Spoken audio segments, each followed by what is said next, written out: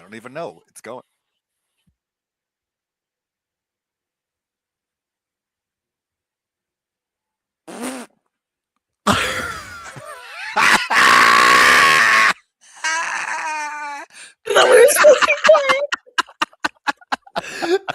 There's no sound in the video. I forgot it was there. To hold a very, very silly face, and it was going to be very funny, and you ruined it for me, Randy. Because I knew that way. We're not I was friends like, anymore. oh wait, I think they can hear us.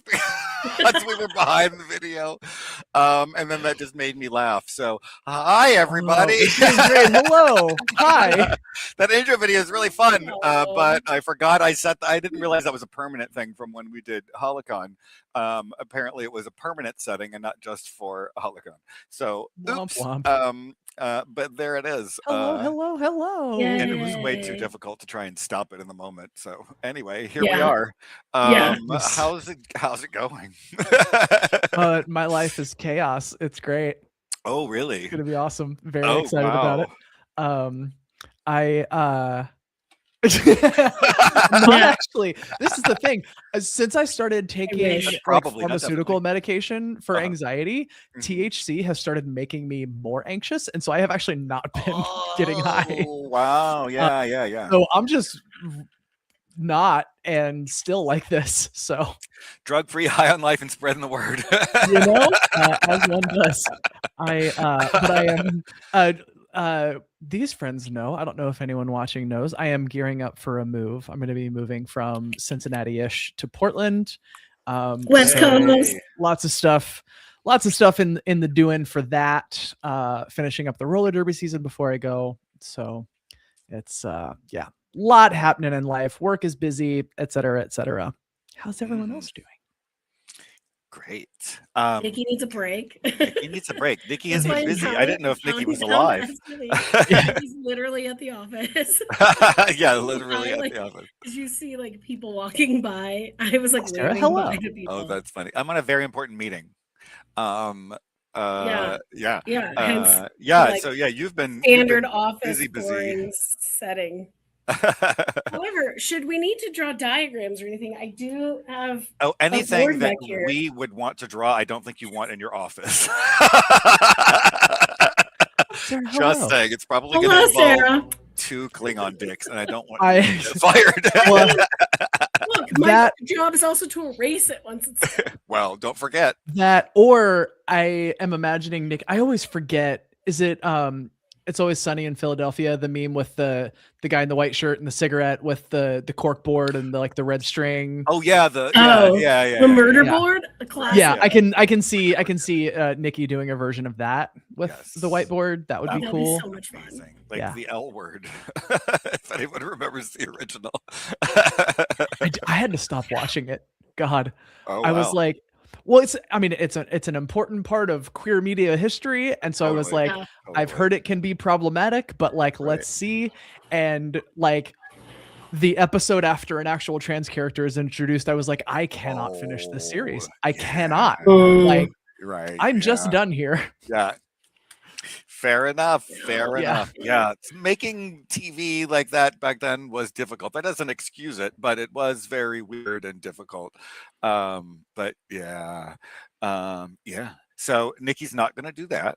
But you've been super busy with work, and you're coming up for air to come hang with us. So we appreciate that. That's awesome. I was literally just came from a meeting where it was like, here's a dashboard, here's a thing, here's an intake form, here's a whatever, all these things, and I'm like, this is great. We also had Olive Garden for lunch, so everybody is running on carb sleepiness. Can I please? Right. And so I was like, that's it. Screw it. I'm just gonna log in the office. So I was like, screw it. There you go. And then the traffic won't be bad when you're done. So there you go. Nope. Excellent. 20 minutes. It'll be 20 minutes. Perfect. Yeah, I'm doing stuff. I'm working, and I'm in manufacturing. You can see the printers going in the back. I'm in printing mode for STLV, so all of that stuff is coming along. I have samples of everything to show everyone, so we Yes. finally have everything locked in, including the mobile game. Oh my gosh, it's gonna be crazy. I'm so glad we're gonna have at least one extra helper this year, if not anyone else that can come and help as well. I'll Yeah. have to So in a try and few, we're going to be talking about gatekeeping and all of that fun junk. But as Randy said, we are gearing up for STLV. So do we want to do that at the top? Do we want to do show and tell? Let's do it. Let's do show and tell and just Yay. find the stuff. So what do I have? Okay. So staples first of stuff that we have. Oh, hold on. Let me open these up so you can see. So I got staples aren't of that course, interesting, this is, Randy. You haven't had the good staples. Yeah, Then. and I was thinking Staples, the store. Okay, so our Queer Ops badges now come on a roll. So we have lots and lots and lots of them. So we're gonna have the same thing as last year. We will still have the booth experience, and you can come get a badge for free if you do the booth experience. The booth experience will be different, but I have those. We have lots of those for free, and then I do still have our static warp bubble. I will have several of those still. That's what I have in my car. Yes, I have. Oh, you have more of those? Oh, great. Yes, we have more of those. Yeah, we have those. So those are always fun, and I think I have some sick bay jars too. I don't know, but I do have something's in there. That's right. Correct. The static warp bubble, you can throw it to make it a mobile warp bubble. That's correct. 2 in 1. It's like Two the in game one. is 2 in 1. It's 2 toys in 1. I'm so dumb.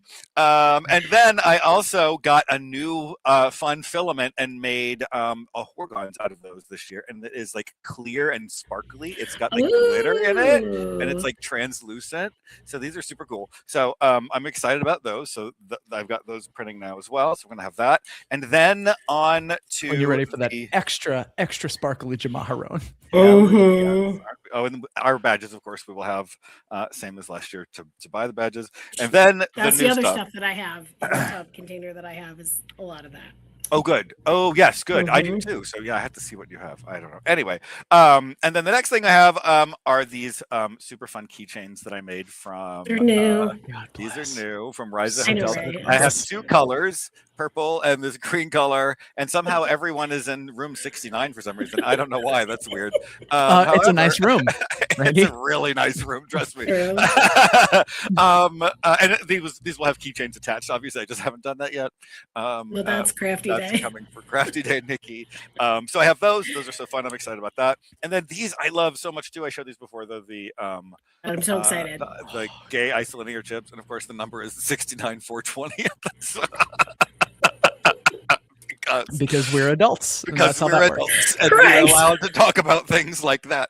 Okay, and then also, no trip is complete without Sub Rosa merchandise, of course. So we have to have something. So I have fridge magnets that say, "Live, laugh, read 2 chapters," and then we have bookmarks that say, "I'd read 2 chapters," and they have a little thing, super cute. And I put us on the back. Boop, look at that. So bookmarks. So, and then the last thing that I have. So in addition, this year when our boost going through the boost experience, when it sorts you into your division for Queer Ops, right? Yeah. So that's still going to do that. So you can still do that. Or the new thing that we're going to have is we added a quiz to sort you into your college from Starfleet Academy. So you get put into Starfleet or the War College. So it's going to be the same kind of thing. It'll be on the pad device in front of you, ask you some different questions and find out which college you'll get sorted into. And then after, I made some new stuff for when it chooses that for you, and it's some challenge coins. It's hard to see. These are metal. I got like a silver one for War College and this like gold color one for Starfleet. So these are super cool. They're like metal. They're heavy, and then it has Lambda Quadrant on the back. Hold on, I can show you that too. And then see, we're on the back. Hard to see. There you go. So we're in the back. So yes. So I have those too. So much stuff. So much new stuff. And then some of our regular stuff as well. Oh, and then one more thing. I did get it together. I'm going to do it right now. I'm doing it right because now. This is what happens. Yeah, okay. So the mobile game, Sarah, so I pulled just the title screen and the screenshot from the gameplay of our mobile game. So this will be up and live too when we are there, and we'll have instructions for everyone. But we have, in addition to, of course, our ridiculous Sub Rosa merchandise, we have a Sub Rosa mobile game that I created because I am a crazy person. But it's fun, and that's free, of course. And we want you to never change, Randy. And that is free as well, right? Because we always like to have free stuff, and spread the love. But then also our crazy, extra crazy stuff you can pay for. A little bit of crazy is free. I've played the mobile game, not on my phone. I just had it on my laptop, but I've played, and it's basically the style of Candy Crush, whatever. You match 3 things, and the difference is you're trying to The difference is ghost. Yes. Isn't it always? You're trying to beat the timer of Ronan over the anaphasic whatever energy overtaking you, and so some of them will actually decrease the anaphasic energy, and some of them boosts it, and you're like, oh, right, shit, I have to. You start getting too close to Ronan. Yeah, so you gotta. And there's reaction comments that happen when it's you've matched certain ones, and and all on. It was ridiculous. Insanely crazily stupid and fun all at the same time. It was the campiest thing ever, and I was just I love this. Of course. So, for anyone unfamiliar, my undergraduate degree is in software development. And it's all been leading to this moment. All been leading to this, literally. It's the only thing I've ever released to anyone would care about. Hilarious. So oh my gosh, so much going on. Also, we're gonna have 2 panels. So that is a thing as well. We have no idea when. One is on the Roddenberry stage, and that's what we know. So so as soon as we know when and where and what and all of the things, we will let you guys know as well. But I'm super excited as always to be able to do our crazy stuff on stage, and it's going to be a fun one too. It's going to be fun. So that's coming up. Oh gosh, is there anything else? That's the main things. I think that's mostly it. Okay, so that's the update for STLV. Let's yell about gatekeeping. This has been on my mind. So let's start by defining what gatekeeping is. So a lot of internet discourse, let's say, winds up looking like you are a true whatever, a real Star Trek fan. This is not real Star Trek. This is not hashtag not my Star Trek. Something, right? Yeah. Yeah. And this dovetails with you're not a real fan. Fake fan. And more IRL stuff. It goes into not being queer enough, not being trans enough, et cetera, et cetera. And why do we do this? Why do we as humans draw these lines? And I want to start by acknowledging this is a thing we literally all do. And to some degree, it's actually very reasonable to do, because humans as a social species, it is important for us, for our sense of safety, to understand who is a member of our in-group and who is a member of our out-group, right? Sure. If you think trans people should be in camps, you're part of my out-group. You're not my friend. Not like camping. Right. I think they should let trans people go camping. Yeah. Pay for us to go camping, because we deserve a good time. Also fair. So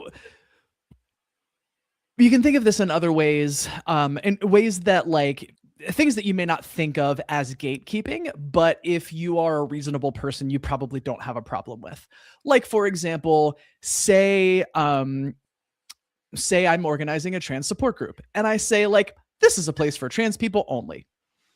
Anyone who I want to interact with is going to completely understand the need and want for that, right? And that is a form of gatekeeping. That is saying this space belongs to a very specific kind of people and other kinds of people are not welcome here. True. And that is, in many cases, a reasonable thing to do.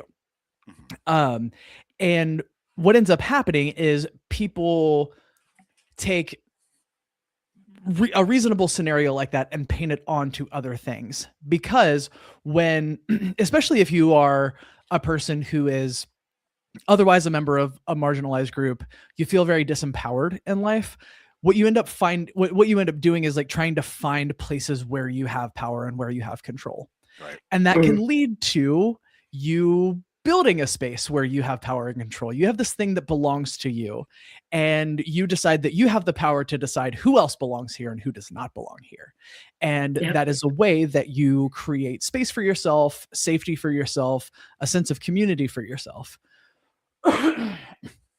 And when it gets toxic is when you start believing that you are the only arbiter of those things, or deciding perhaps how you will enforce those things, right? So let's take another very real example of this. So let's say I am, as before, organizing a trans support group. And I say, this space is for trans people only. Cis people, I love you, not for you. Stay out of the room right now. How do we actually enforce that, right? Because what that will often end up looking like, maybe not often, what that will sometimes end up looking like is people deciding that they get to be the arbiter of who appears to be trans enough to be in this space. Right. And we can all see why that goes poorly, right? Right. Because I remember showing up to my first trans support group.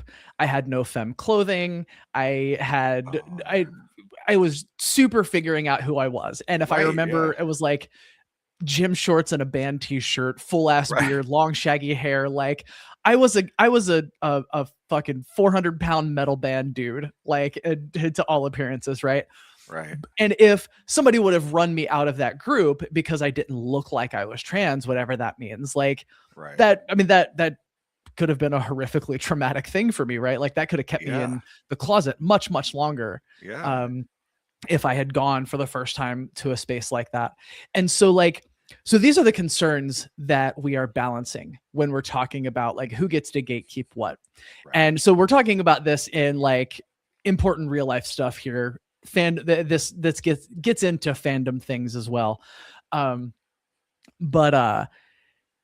like, how do we actually navigate that? Right.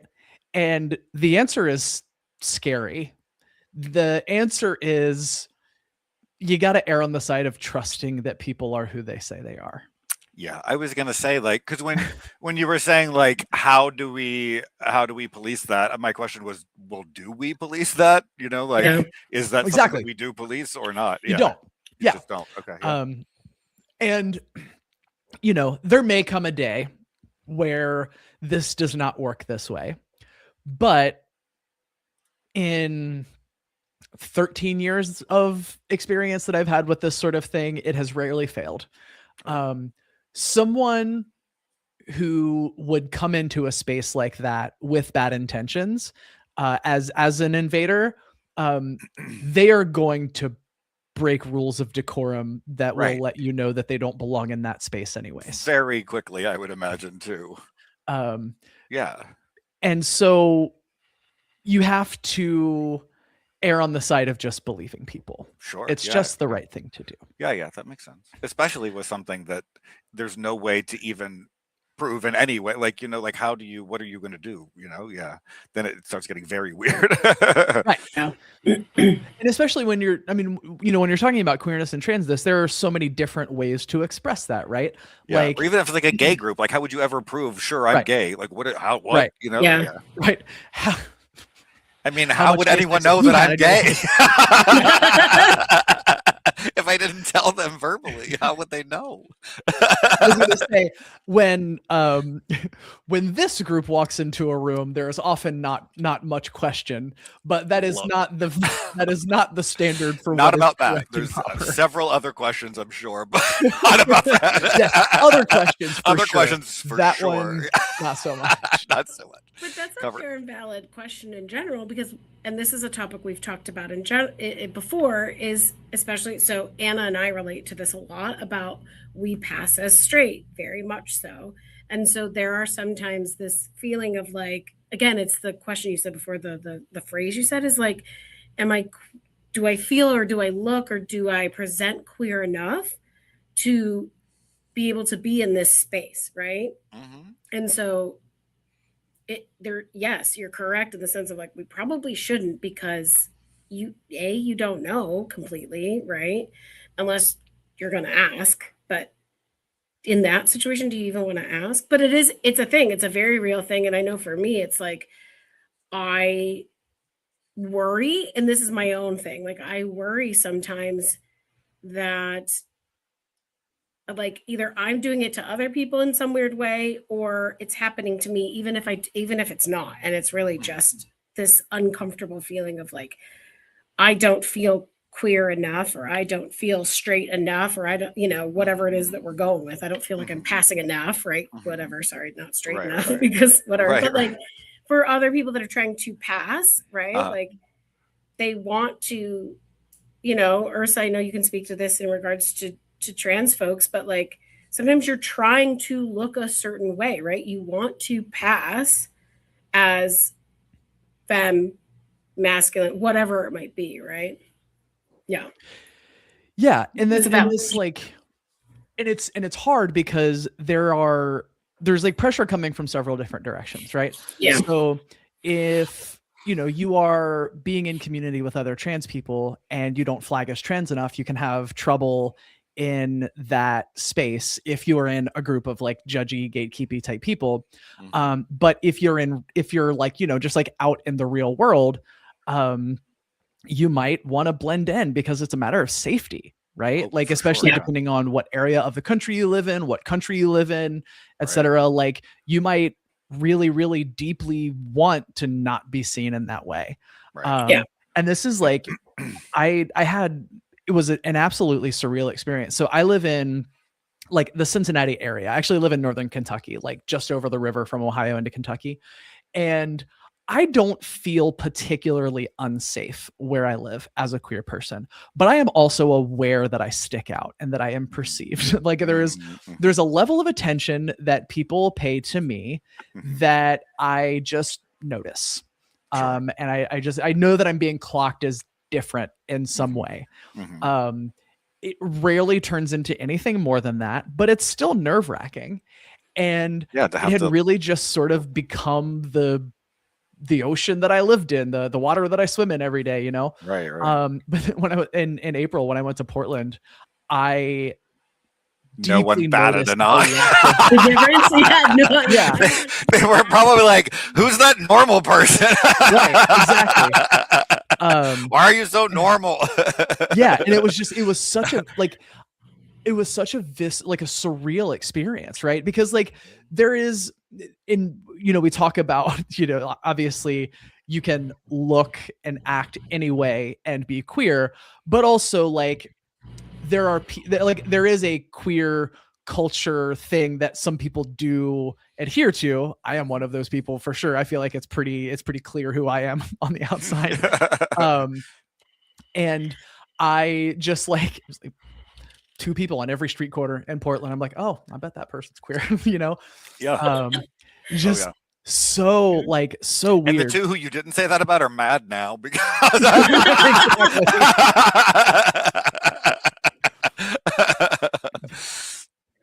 very much. But yeah, so I say all that to say that like I want to kind of set the stage to like talk about like what gatekeeping is, why we do it, and why like ways in which it sort of makes sense and ways in which it sort of doesn't. And obviously like we've been talking about it in a like queer identity sense You know, I have Black friends who have similarly talked about being policed for being light-skinned Black people. You know, like, do they belong in this space that's meant for Black folks, et cetera? And so I have friends who are in disability justice spaces. Are you disabled enough to call yourself disabled? If you have an invisible disability, if you have like a chronic illness that doesn't have like a particularly visible physical effect.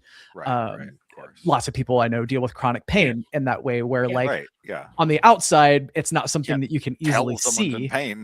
But yeah, exactly. But fundamentally, like, the reasons why we do all of this is because as a social species, it is part of our instinct to try to figure out who our people are and aren't. And that is both so we can figure out like who to be in community with, and that is also so we can figure out who to avoid and who to be afraid of. And so there is a bit of like base fundamental human psychology in this, and it is a thing that we all do to one degree or another. And what I think is really important is that the goal is to figure out where it makes sense and how it makes sense to engage in, because there is never a time that you are not doing that. Right. Sure. Yeah. Of course. Yeah. And, and so like, let's talk about fandom gatekeeping. Obviously, like the IRL identity stuff is much more important because that is like real, real present, like marginalization, oppression, and harm. But how it works itself out in fandom spaces echoes this, and often replicates it in other ways. People who are parts of marginalized groups and fandoms experience this doubly so. So has anyone here ever been told you're not a real Star Trek fan because of a way that you engage with the fandom, or an episode that you like that you're not supposed to? Or I don't think I've had someone do it to my face. I mean, you see it all the time, of course, and I'll just online it's you know, people and I just roll your eyes. I'm trying to think of it if I had a time where someone actually said something to my face about that. I don't think so. But I mean, the stuff online is just so ridiculous. It's just, and it's constant. It's so dumb. And like you said, it's a universal thing too. It is very strange. I'm trying to think of a good one for Star Trek. Do you have any, Nikki? You're fake. I don't have anything that has happened specifically to me. However, and you know what? To be honest, I could probably be guilty of this in general. So, in the spaces that I've been in, like subsect spaces of just Star Trek, right? So when you like a specific series or a specific character, right, or a specific actor that plays that character, there have been times where people assume that they know more, or they say things about the character and they're like, blah, blah, blah. And this is like, this is the truth. This is whatever. Or there's talk and like somebody doesn't know that thing about the character. They don't know that thing about the actor. Oh yeah. And I will say I have been guilty of saying this, and I would say it in a joking way, but to be honest, it is gatekeeping, and it's not nice. It's in the end, it's not nice, which is where it's like, how did you not know that? You're not a real fan of that character, or that actor. Turn in your nerd card, right? Right. Say it in a funny, joking way, but it's actually not. And it can be hurtful because A, maybe they're new, right? And they just haven't watched everything yet. Right. Or B, I don't know. We do say like sometimes do your homework, but like, but at the same time, that is a way of gatekeeping, and that kind of what you're talking about, Ursa, of like, you're not a real fan. And it's not true. Right. They are. Maybe that's just, they just don't, that's not how they engage in the fandom. They don't go all in. They don't know the exact number of the episode. I'm so bad at the titles. Sorry. Ship and the whatever. Like the I just like the show. I'm sorry. Yeah. I mean, and other things, but. Correct. And it's like, we shouldn't exclude those people because they're engaging in the fandom in the way that they're engaging in the fandom. And we have to do better. Sarah, we'll get there. We'll get there. We have to do better. I mean, and especially like those of us that, you know, kind of are seen a little bit more publicly and are the examples and whatever, to embrace and accept everybody in that way. and be like, that's cool. You go love and hang out in your fandom and whatever that way. That's not for me, but that's cool too. Yay for you. And I gotta say, eventually, sometimes people that are super that detailed, whatever they build and create and talk about may be helpful later. It has happened for me where I know some nerds made an entire thing of every series in chronological order that you can watch every episode in chronological order. Oh, yeah. That is not my level of whatever, but I have since used it. And I'm like, Flying Spaghetti thanks, Monster, nerds. bless them. Thanks, nerds. Like, but that's the thing I can think of a little bit more directly that I know that I've been involved in some way or fashion, or I have heard it myself. Where it's like, yeah, are you even a real fan? Do you even know this character? Right? Like that. Right. Yeah. I mean, if we want to go there, we know a great example. Well, I mean, you know, like inside of it, we're going there. Inside of our own dear Star Trek fandom, and just inside of the convention sphere itself, right, is when Gays in Space used to throw parties and not let people in because they weren't hot enough. Like, what kind of crap is that? Like, what kind of fan party is that? That's not a party for fans. That's gross and disgusting. Why are you doing that with Star Trek? So yeah, there's lots of specific examples of that happening on a wide scale. I guess not just things that are just face to face, like I was thinking, but yeah, for sure, I've been I've been in contact with those kinds of things happening. And then you also just get people like who, you know, who came up with original Star Trek and just can't get their brain around what the message is, and somehow it's the weirdest thing. I don't understand how there are Republicans who watch Star Trek. What are you doing? But I don't want to tell them they can't. I want them to watch it because maybe one day the lesson will click. So I'm not going to gatekeep them out of it. I just really don't understand what they think they're watching. I mean, it's easy. I mean, I don't find it particularly difficult to understand. They just pick and choose what to pay attention to and what to ignore. Yes. And they also will often take, like in the original series, obviously groundbreaking in many ways for its time, but compared to 2026, not particularly progressive in a lot of ways. And so they see that as the pinnacle of achievement in that sort of thing. And anything further than that is too much. It's a thing that I was talking about this with a friend the other day, where someone will expand their worldview just wide enough to encompass their own experience, or like experience like just barely outside of their own. And that is their idea of like, when you have become the most progressive it is reasonable to become. Not saying this is good. This is just the mindset. Right. No, that's just terrifying. Yeah. So what this kind of comes back to, oh, thank you. What this often comes back to is you can sort of clock someone's fundamental attitude about community. So do these people have a fundamental mindset of, I have this thing that is my fiefdom and I have to protect it from invaders, from people who don't belong, because people who come in and don't belong are going to ruin this thing that belongs to me, right? And that's where and that's where you get people like, these people like Star Trek that I don't, that is sullying the purity of my fandom and my community, right?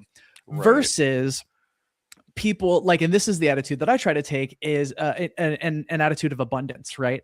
And so if somebody comes to me and I'm talking about Star Trek Lower Decks and they're like, oh yeah, I've not watched it, the right answer is not, holy shit, what are you doing with your life? Get it together. It's like, oh, what are your favorite episodes of the Trek that you know, so I can tell you what episodes to watch? Because because for me, it is, I have this thing that feels like it is mine in a particular way, and I want it to be other people's in their particular way. And so it's a mindset of sharing. Yeah. Like, I want people to come in because like I have been lucky enough to be able to love this thing in the way that makes the most sense to me, and I've gotten so much out of it because of that, and I want other people to feel that way.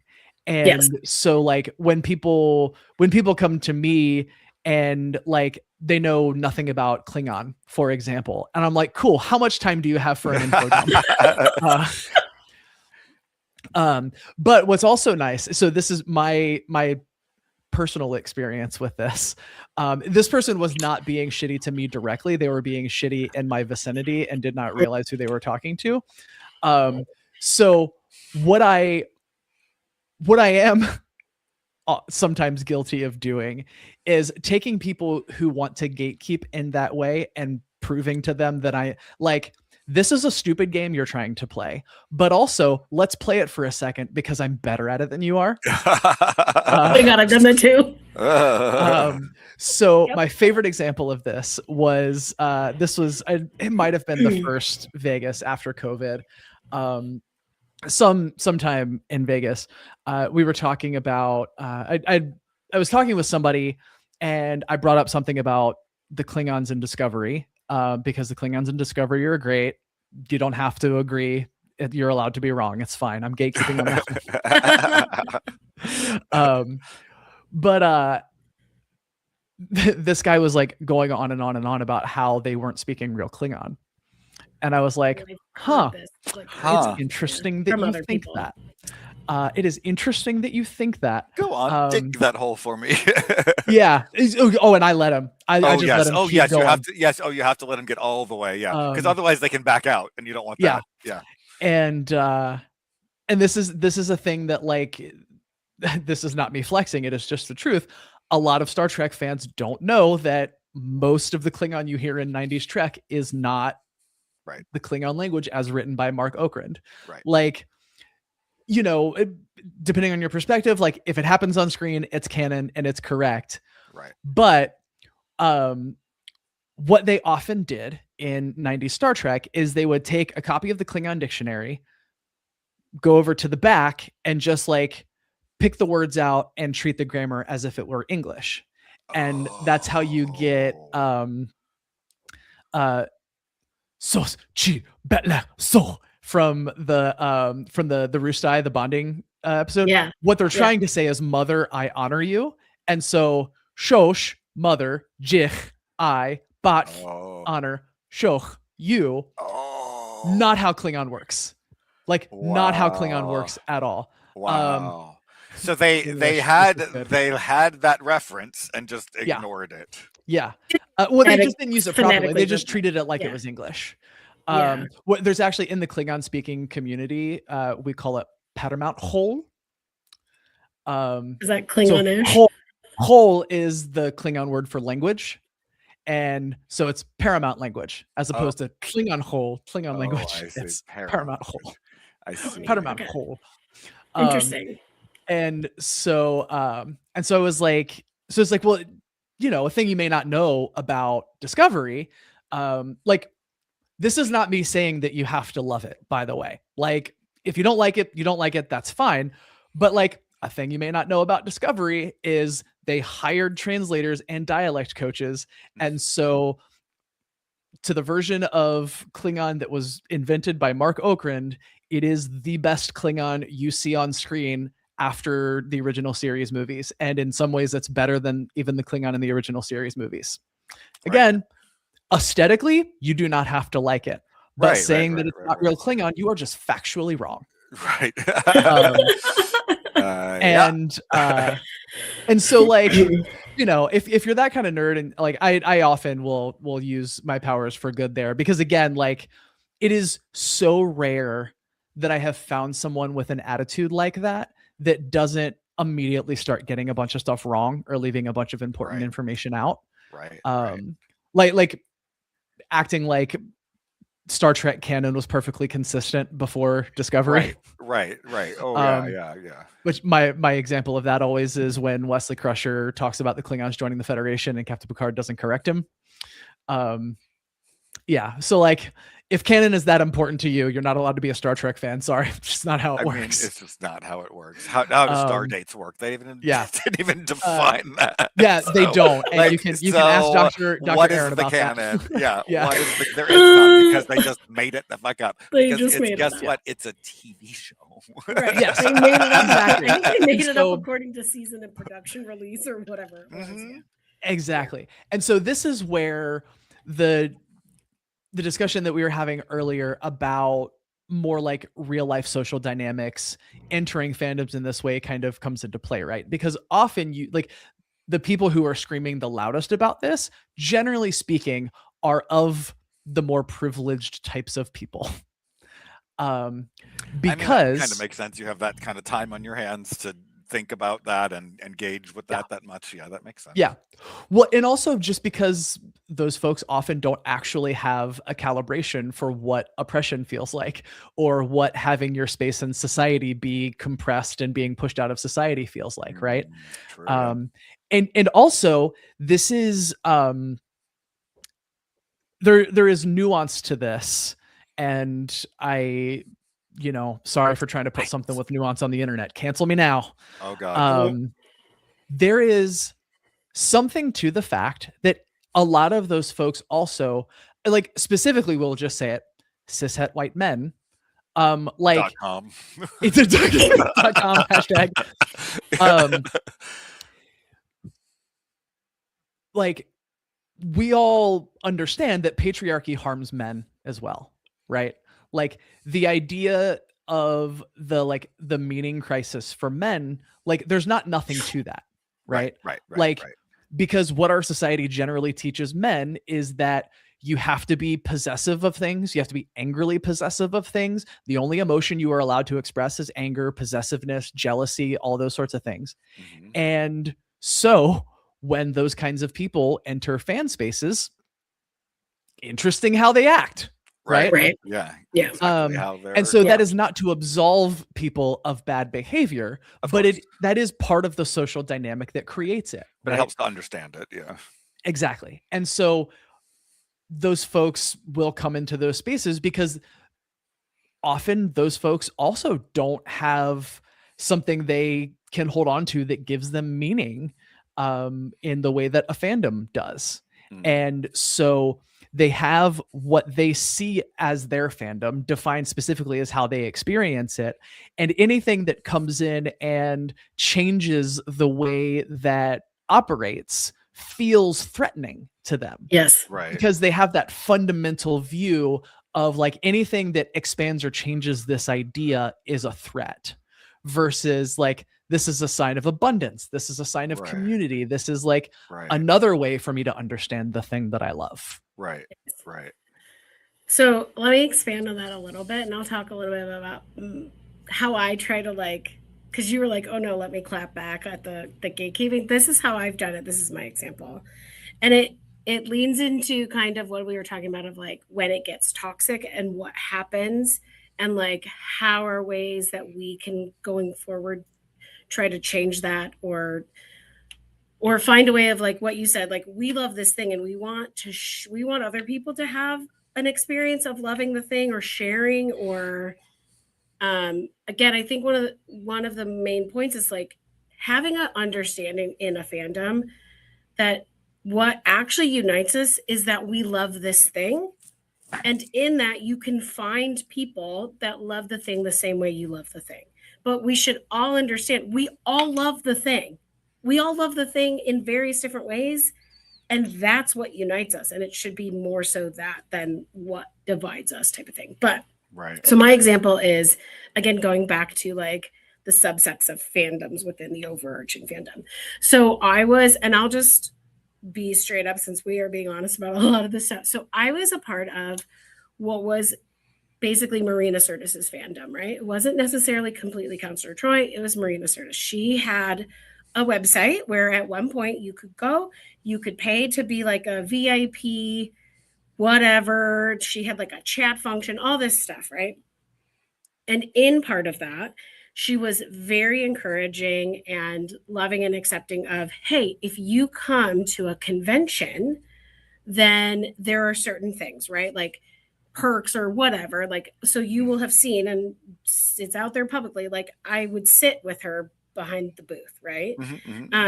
There would be a group of us or whatever. She called us the posse or her whatever. Like we basically were groupies and we were posse members and we hung around, right? But what happened in that, when I came in and a couple of other of us came in, we had people, like other people that we knew within that group, that had kind of warned us that there was a person who was the alpha fan, right? So that was how they were labeled. And almost like the guidelines that were dictated were like, in order to see Marina or interact with Marina or whatever, you sort of had to go through this alpha fan to get this experience. And I was like, absolutely not. That's not how this works, right? This was my challenge to it. And I was like, absolutely not. I have the exact same opportunities. I paid the same way everybody else did. I paid for a ticket to come to the convention, like all of that stuff. I don't necessarily need to go through somebody else to have this experience. We can all have this same experience. And my experience, or any type of relationship that I may or may not develop with Marina, does not impact or impinge upon or hinder your ability to have that same experience or a different experience or your own experience. And so basically what had happened is, supposedly this alpha fan got upset because there were a couple of us that were like, forget this. We're not going to conventions where all the other group or the posse members or whatever we're going to go to. We're going to go to these weird one-off conventions where it's just us. Like, I don't need to go through anybody else. I just can have this experience. It's the same type of experience. Yeah. But it's not because I don't need to go through the gatekeeper to have this experience, right? I paid my way to that was the gatekeep. You had to pay the thing and whatever, and that was it. Right. And because of that, what had happened is different circumstances or different experiences happened when it was in a smaller group, right? So if Marina has 1 to 2, maybe 3 people sitting behind her versus 4, 5, or 6, different things might have happened, right? Like she may have been more willing because she had more time. Let's go get coffee. Let's whatever. There was more time for personal dialogue, anything like that. And then when it was seen by the greater group or the alpha fan, it was seen as that my experiences was more than their experience, which is not true. It's just different, right? It's just a different experience. And so now they're upset. They feel threatened, right? It feels the threatening thing. And so they had to fight back. And the only way they did it was they made it toxic. And what happened was myself and 1 or 2 other people, they were now this alpha fan, and a few of their select little, I almost want to call like mean girls, right? Like their little clique, started bad mouthing me to everyone else, started bad mouthing me to people I had never met or interacted with. And it came to the point where like some nasty things were said about me, and I had to find ways to overcome that. And it was very difficult. Because of that experience, when I have been put into other situations that are similar of some kind, in again, another subsector of the fan group, or when we go to conventions or whatever else, I don't want people to have that. I don't want that to happen to other people. I want to be able to share and help other people. So the way that I do that is, there are definitely people that I know that are in, that really like a certain actor, right? And so I encourage them. I'm like, you should go talk to them. Let me help you. How would you like? I don't need to be the person that like gives you that. I've gotten this pep talk from you, right? Yeah. I'm like, do you need help? Like, do you need to talk? What are you trying to come up with ideas of what to talk about with this actor? Like, let me help you with that. Do you just need somebody to come and stand with you? Like, right. But again, it shouldn't be that I'm not providing that experience. The experience is there for you to take or not take. Let me just help you. Let me hold your hand. Let me, whatever it is, I want you to have the best experience that you can possibly have. So an example that I will give is, and I have said this to people, when people are nervous to go see Gates McFadden, right? Which is even our lovely sci-fi sister Yvette, right? Like, I'm sorry, I got to go with her when she did it. She fangirled. It was so interesting. But she literally came up to our booth last year and was like, "Are you free? Can you come with me?" And it was me and her daughter. And it was like, "Sure, no problem. We'll go for support." Right. So funny. And this is somebody who like has interviewed a ton of actors. Right? I know. And again, for Dr. Gross. I'm not the one literally going to her and being like, "Hi, I know that you like Gates McFadden. Let me take you over there because you need to have this." No, it's like, you want the experience, I'm gonna help you. So I've literally said things to people and I'm like, here you go. Here's some examples of things. If you're not entirely sure what to talk about, specifically with Gates, talk about theater. Talk about some of her other work. I said this about other actors too. Like, don't talk about Trek. You can mention Trek, but if you want a genuine, and again, it's just from my experience of being at a bunch of conventions, talk about something else, right? And because again, I've had some great experiences. I want you to have the best experience possible because I want all of us to love the thing the way that we love the thing. Yeah. God, I'm gonna start crying. I'm gonna share. If I'm remembering correctly, Nikki, a particular time that you did this for me. I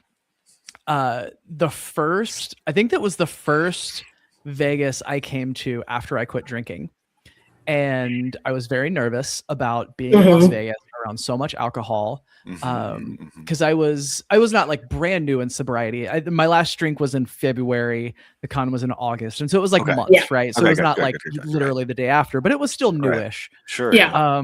And I was really excited to talk to Michelle Hurd because her portrayal of addiction and when in that episode of Picard, when she's got to make that decision, she's being tempted by it, like the look on her face, I was like, holy shit. Like, that is like, I know that look, right? Like that, I have been there. And I'm pretty sure it was you, Nikki, that was like, you should go say that. You should go do that.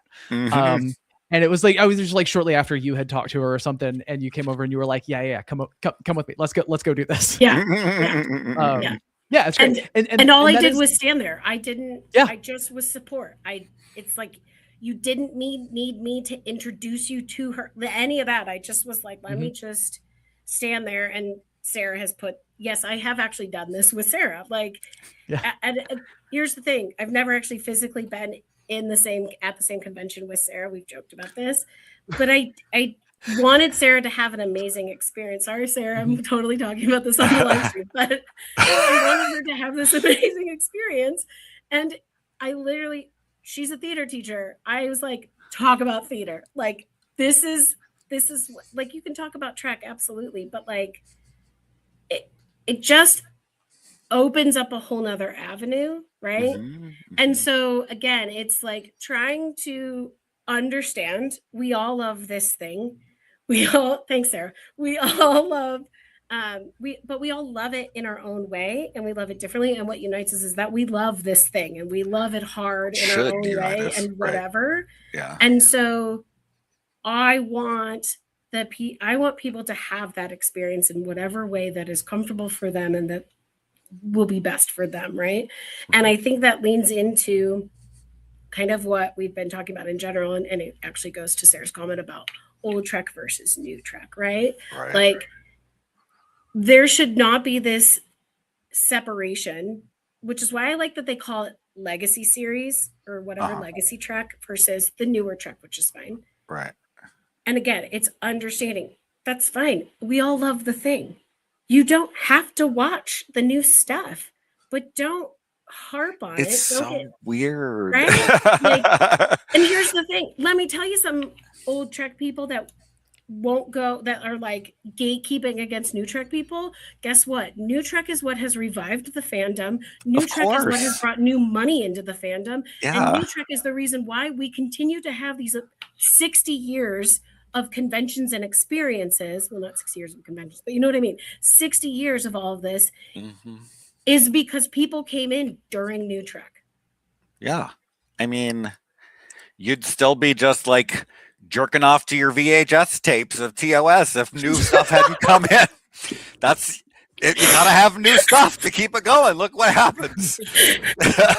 Yeah, I mean, I think about like.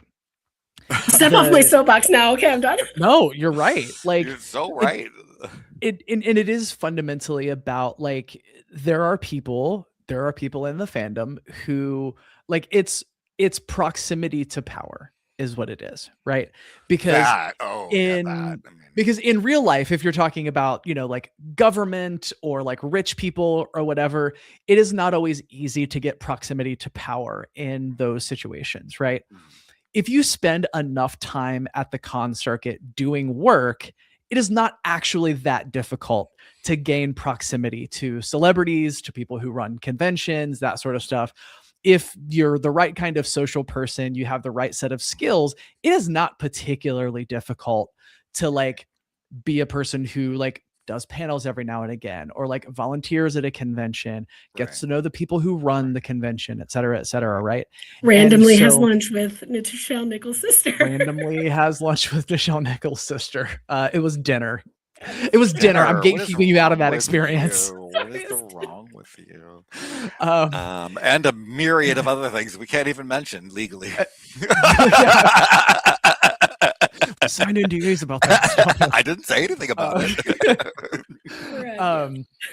And it is fundamentally about, is this a way for me to gain personal power and lord it over other people? Or is it a way for me to expand community and help people have wonderful experiences? I will share two stories of this that are like two things that I think about every time. Like, we get to do a lot of cool stuff. We get to hang out with celebrities. I've had experiences that I will carry with me for the rest of my life. Like 13-year-old me would never believe, whatever. But legitimately, absolutely positively, when like, if I have enough time to think when I'm on my deathbed and I think about like stuff that I'm like, wow, I'm really glad I did that, or I'm really glad I had that experience. There are two stories that I think about. And the first one is, Nikki, you might remember this. Randy, I'm not 100% sure if you were there, like when this happened or not, but I'm sure you've heard the story. Okay. So years ago, when we were with the other folks, I came back from lunch, and Nikki, you were like, "Oh, somebody left. Somebody just left that I wish you would have been here." And it was a trans woman who had traveled solo from, I believe, Ireland to Vegas. Oh. Like, yeah, I don't really nervous about being there. Yeah, it was like really nervous about being there. And I was like, first of all, bitch, why didn't you text me? This is the whole reason I'm here. Like, other trans people, like, let's, but I went and found her, and I was like this is a place for you. Like, if you're nervous about hanging out because you're nervous about parties and crowds, I get that, like, no pressure. But like, if you're not sure that this is a place for you, like, specifically, like, the main reason why I am here in particular is to find people like you, because you're my people, like other trans people, and be like, yeah, like, this is your place. And if it feels like it's not, let me know and I'll fix it. And I ran into her later, and she was there when I gave the big emotional speech on stage or whatever. And she said that was the best thing that had happened to her that weekend. And like seeing like a room full of queer people with a trans person on stage talking about, being a queer and trans Star Trek fan, and how, like, she just was like, I had no idea this was an experience I would have when I came here. And like, maybe I'll never meet her again. I hope I do. She was lovely. And it would be cool to meet her again. But to like take someone who like didn't know if there was space for her and make her believe that there was. Like, I live for that shit. Like, the shitty, like, gatekeeping, like, I know famous people, and if you do favors for me, they can be like, there's no, like, that's not what community is about. No. And the other one that I think about, is very randomly ended up crying on someone, and like, we ended up crying on each other in the bathroom. So this person came in the bathroom singing, didn't realize I was in the bathroom, and I like finished the lyrics that she was singing. And I came out of the stall and realized that it was somebody that I had been talking to like throughout the weekend. Lovely human being, adore her. And she stopped and she was like, I cannot thank you enough for like how welcoming and friendly you are. And she told me a story. I'm gonna start crying because 8-year-old me feels this. She had said that she went to a Star Trek convention when she was like 8 or 9 years old. And it was one of the last conventions that James Doohan did before he died. And she was so excited to meet him, but she was a little kid. She only had TNG merchandise. And so she went to James Doohan's table with her TNG merchandise, and there were people in line who were making fun of her for it. Right? Oh no. It is a kid. First of all, yeah, it is a kid. It's a child. Yeah. Yeah. Because like people made me feel that way when I was a kid. Yeah. And she said like he was great. Like he signed the stuff. He was wonderful. They took a picture, everything else. And she said like from that time, if I'm remembering the story correctly, she said that she did not go to another Star Trek convention for a very, very long time until that year. And this would have been 4 or 5 years ago. Yeah. Okay. And that like I was part of. I don't feel like I was the only friendly person at Vegas. There are so many people who are great at Vegas. Yes.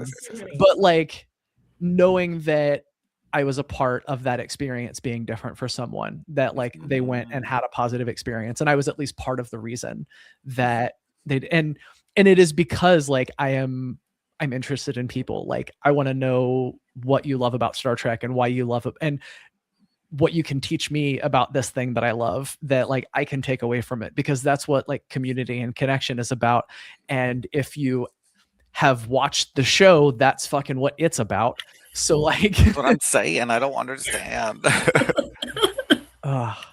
Like this is gonna sound like incredibly naive, but like how can people watch the show where it's just people constantly helping other people who are doing bad and not think, hey, maybe helping people is a good thing? Like I can't put it together how people are gonna, you know what I mean? Like it honestly just baffles the hell out of me that they don't get the message of like, and then when someone, appears inside of the community that needs help or doesn't understand or whatever it is, to not want to help them. It's so, I'm like, how do you, I mean, I understand what you say, like the blinders and whatever, but like that's literally like the core message of like every single episode. How do you not at some point just like internalize that by osmosis? Like how is that just something that weird TV people do or nice to people?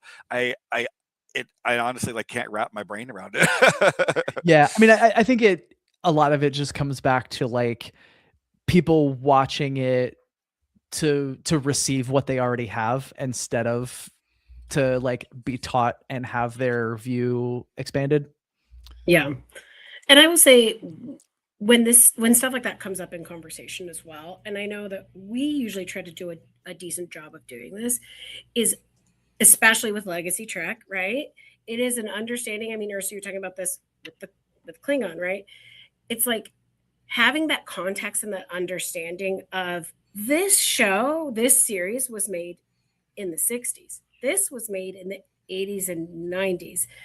This was made in the early 2000s. Like whatever it is completely understanding that like context underneath to then pull out, like as Randy's saying, is like, but the main point and the main story is this, right? So I think a lot of people ignore that. They ignore that context, especially now when they're talking about stuff and they're like, this was the host is always brought up as like, oh, this was awful and they shouldn't have, especially Crusher shouldn't have like said no and blah, blah, blah. And it's like, it was written in the 90s. They did the best that they could at that time. You know what makes watching a TV show even more enjoyable is just when you just watch the fucking TV show.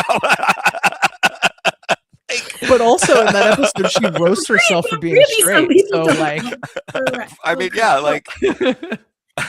Yes, like it's so like one of those things that I think sometimes it's part of that blinders thing. They just don't.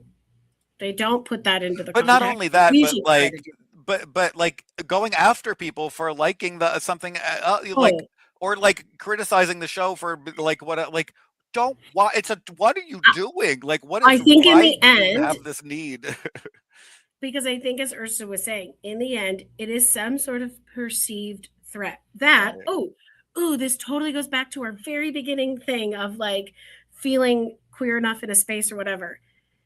It is not a pie. There is not finite space in the fandom. So if people are saying new Trek, whatever, and for whatever reason, that's not Trek, blah, blah, blah. I think the old Trek people or whatever, they're feeling threatened, right?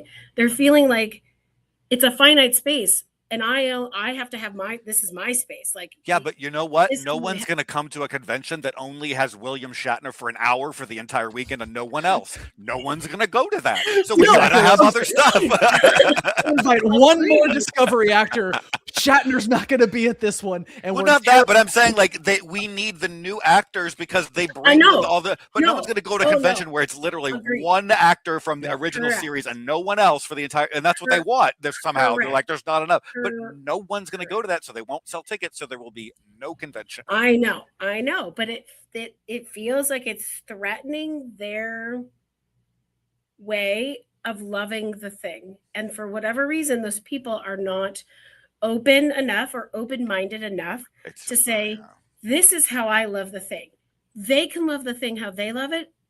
I don't need to engage in that. That's totally fine. Go do your thing, right? Like, for whatever reason, those people, they're like, it's a pie, it's fine. Leave it alone. They can't be here.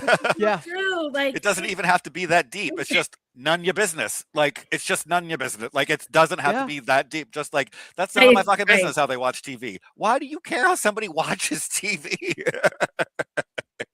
Don't know. It boggles the mind. It is a very real thing. We are. They feel. We're overtime. Look at us. Yeah, we're overtime. I mean, I could have kept going. We're having big feelings on the stream tonight. I know. So yes. So well, I need to leave the office, guys. That's true. You need to leave. I got to eat. There's stuff happening. So that's it. Bye. No, I'm kidding. So no, but that is absolutely something that we would do. No, but come see us in Vegas. We will be there the whole time. We'll be there the whole time. The whole time. Yes, but we will be there the whole time. Come say hello, do our free stuff. Look at our crazy fun merch, say hello, all the things. We will try to do better with our socials and like do some videos, maybe some live stuff. I don't know. It'll be we'll try. Ursula, did you have something? Misgender anyone on a live stream. It's going to be great. That's going to be great. But if we do, there's a cost, and we will tell you this year what that cost is because we don't know. It might have gone up from last year. That's an inside joke because somebody misgendered me while we were live streaming last year. That was my favorite thing that's happened. I see. Yeah. Yowza. All right, friends. Okay, kids. Well, don't do anything we wouldn't do, and that's a short list. So have a great night. We love you so much, and we will see you in Vegas.